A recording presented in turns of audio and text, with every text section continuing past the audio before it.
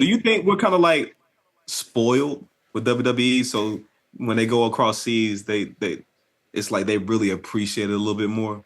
I have to think of spoiled as the right word I want to use. We're just used We're to the we are availability of we are TV over totally here. accustomed to Yeah, this good traveling word. brand, this US based traveling brand. Mm-hmm. I like seeing PLEs in other countries. I like seeing TV in other, Dude.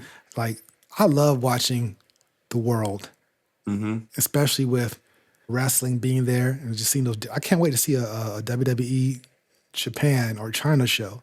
Oh, that'd be so fire, man. And they definitely got to like work with some talent from over there too. Right. Like that's why That'd be Lucha, so fire. that's why Triple Mania was so dope. It was like they are in Mexico vibes, but WWE production with WWE talent mixed with their talent. It was just like a great just spectacle, just a great show. Mm-hmm. So I like seeing that. I just think we have to factor in there's the hardcore fans who watch it every week. And Mm-hmm. maybe I myself, I could complain less and just say, hey, I'll just catch the PLEs and catch the preview, the recap, versus sitting and watching the show. But they need people to watch the show, just like they need people to be in the arena. Exactly. So it's just one of those dynamic. We have to factor in everybody. I'm not going to say that I don't want to see Maxine Dupree and Tozawa. Clearly, they're still on the roster and coming out in For a segments reason. for a reason. But then I'll say, wait, you got rid of such and such though? But I don't know why they got rid of such and such or why they valued the other person. Either way, it's everybody's job's on the line, right? They still got to eat, they still got to feed themselves. So, but it's one of those things. Karrion Kross, did you watch the interview with him and what's the guy name? Ariel Hawani, this guy? Yes, him. I was just like, it felt weird, man. It's like I don't because he said you remember did you watch the interview? I've not watched this interview yet. What good stuff came out of it?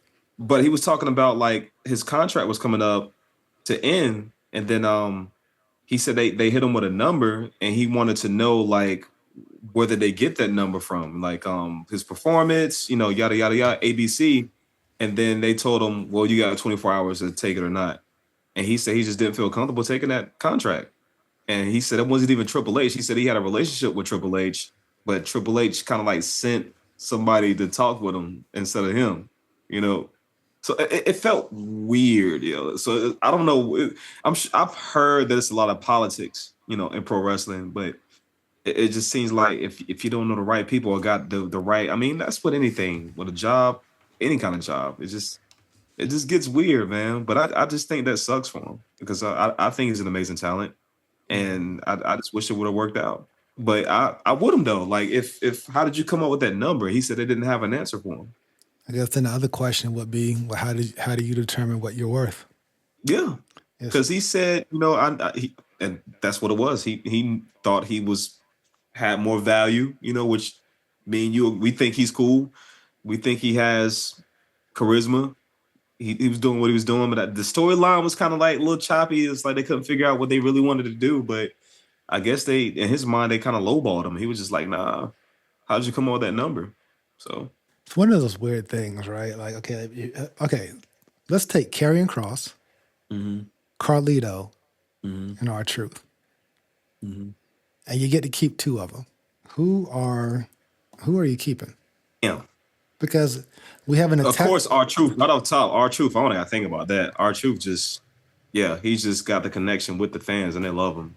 Um, Let me put my business mindset on him and Carrion. I mean, I love Carlito, but I just think people connected more with Carrion and our truth than Carlito. I don't know. It's just Carlito is just different. And I don't know if it was just they won't put him in the right storyline or they won't give him more time to shine. He was just getting geeked out. He just seemed like he was stuck in a supportive role the entire time he came back.